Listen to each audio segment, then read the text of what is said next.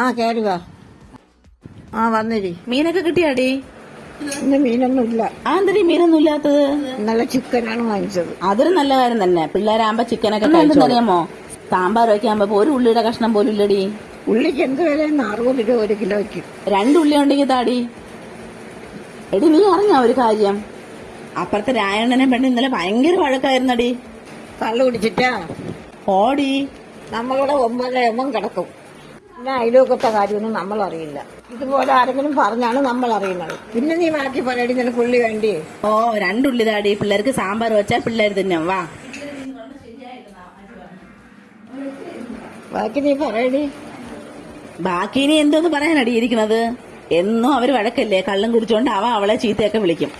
നിനക്ക് ഇത്രയ്ക്ക് അറിഞ്ഞൂടെടി അവനെ കൊല്ല കളയൊന്നും? നമ്മൾ അയലോക്കത്തൊന്നും പോവാറില്ല. എന്റെ ഭർത്താവ് എന്നെ വഴക്ക് പറയും. നീ ഉള്ളി എടുത്ത് താടി. വേറെ വല്ലതും വേണോ? വേറെ ഇനിയിപ്പൊ ഇവിടെ എന്തിനടി ഉള്ളത്? എന്നാ പിന്നെ ആ 2 വലിയ ഉള്ളിയും കൂടെ താടി. ആ കവറോടത്താ. ഇന്നത്തേക്ക് ഇപ്പൊ ഇത്രയും മതിയടി. ബാക്കി ഞാൻ വൈകിട്ട് പോയിട്ട് കാര്യങ്ങളൊക്കെ പറഞ്ഞുതരാം. ഇനിയും കാര്യങ്ങളുണ്ടടി പറയാനായിട്ട്. ഞാൻ പോയിട്ട് വരാം. ഓ ചായ വേണം കിട്ടിയ? വേണ്ടടി വേണ്ട. പൂരം തുണ പറഞ്ഞാൽ മതി. എല്ലാ സാധനങ്ങളും അവളങ്ങ് തന്നോളും.